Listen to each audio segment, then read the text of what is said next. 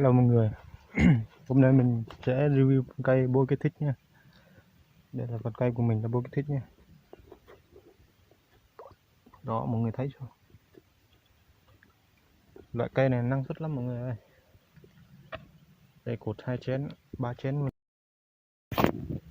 Mọi người hãy bấm đăng ký và like và chia sẻ kênh của mình để mình có thể có động lực làm video nhé.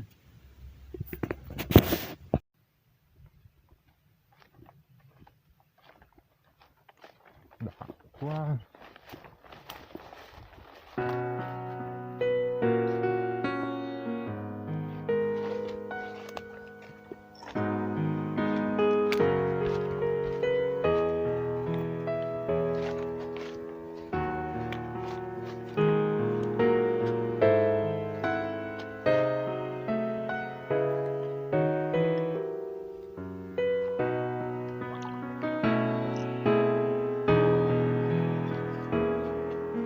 Bụi nhiều quá các bạn ơi.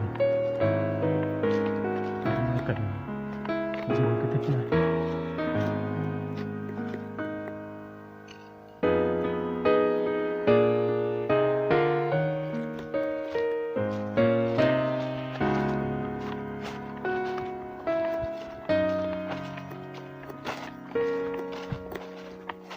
Đây này, cây bắn cách coi.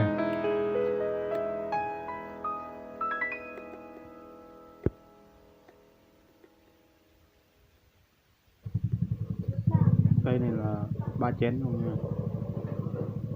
Đó, nó rất là nhiều lắm.